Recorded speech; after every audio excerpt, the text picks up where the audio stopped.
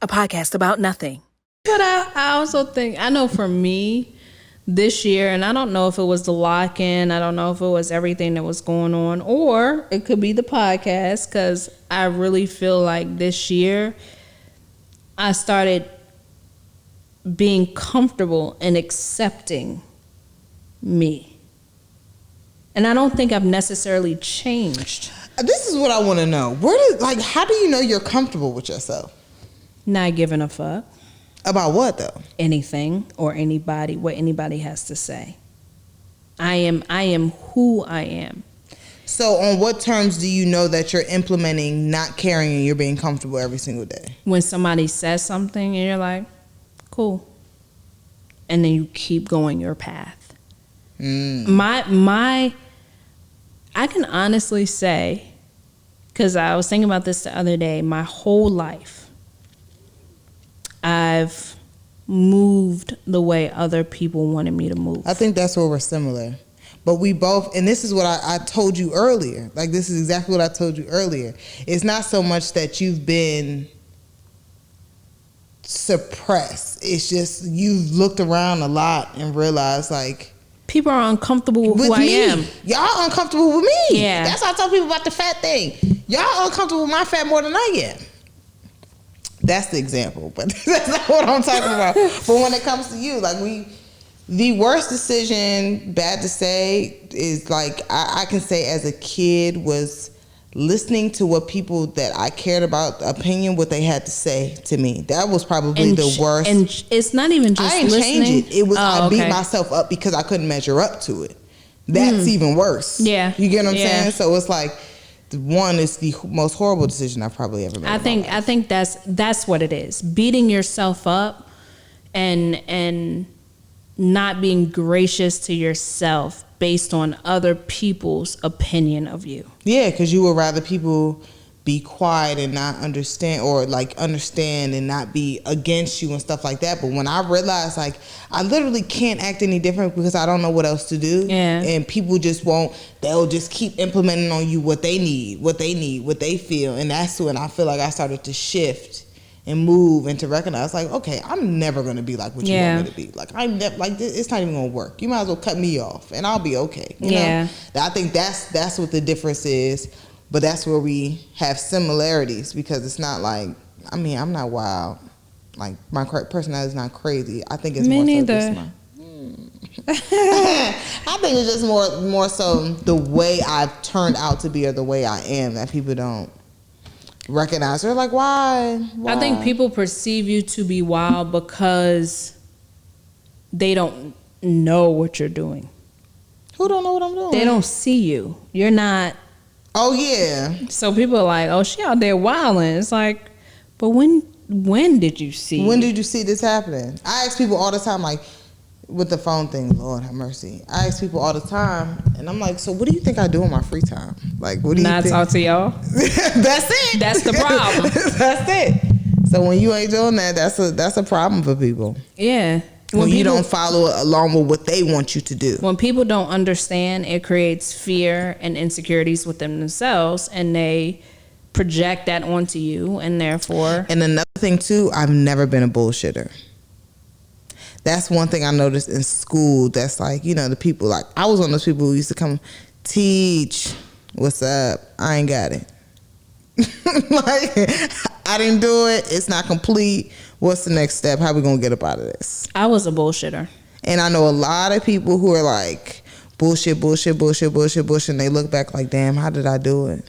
I was a bullshitter for a short period of time. And when I look back, I remember I was in a relationship, and the relationship was religious.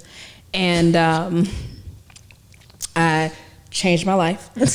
And that sounds like a short period of time. So short, okay?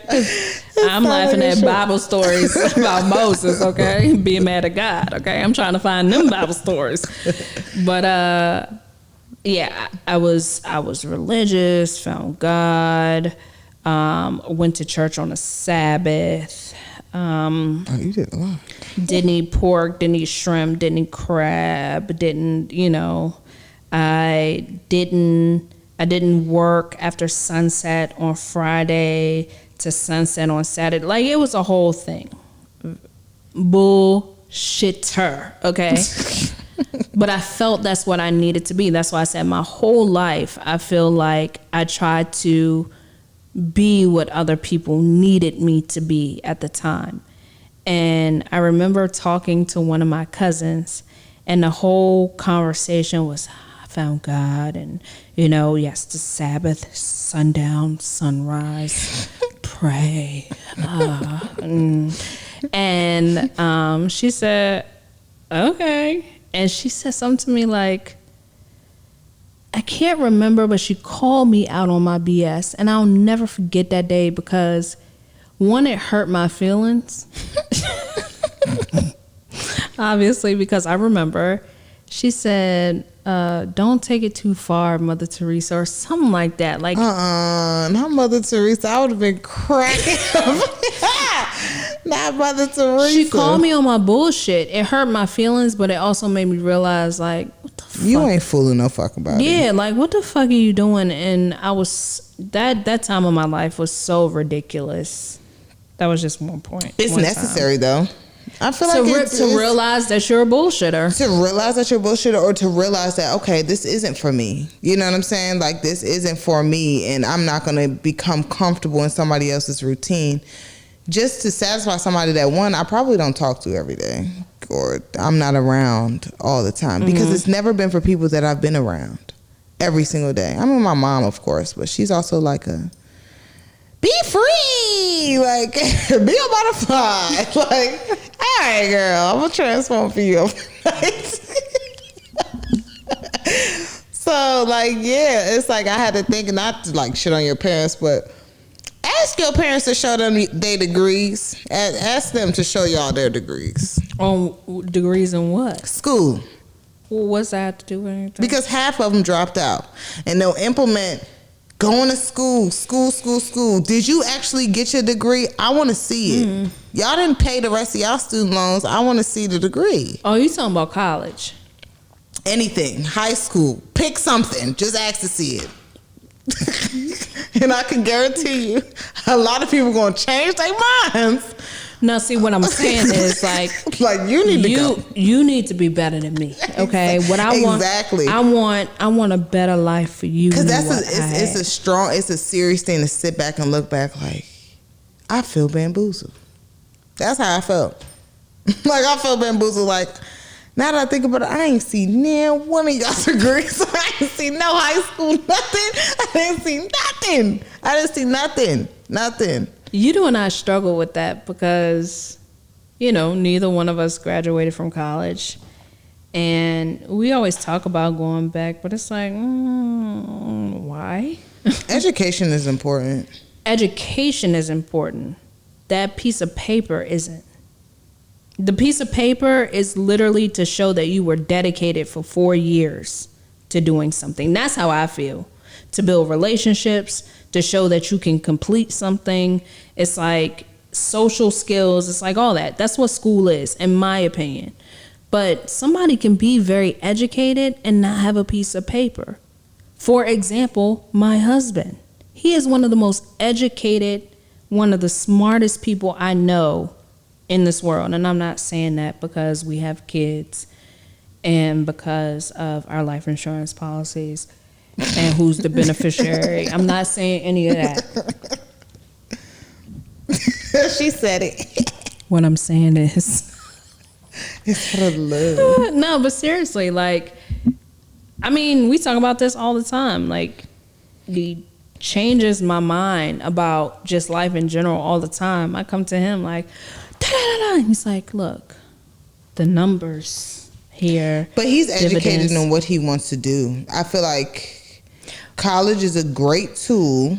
Yeah, it is, but it's not just in what he wants to do. No. I'm not saying educate on what he wants to do, like he only read those books. I'm saying he focused in and got the opportunity to see. For somebody like me, I didn't see a lot of people doing anything before I went to school. You get what I'm saying? Like, I didn't see entrepreneurs and stuff around me and exposure. None of that. I didn't see exposure. Yeah. It was like Facts. a fly by the night, school looking lit.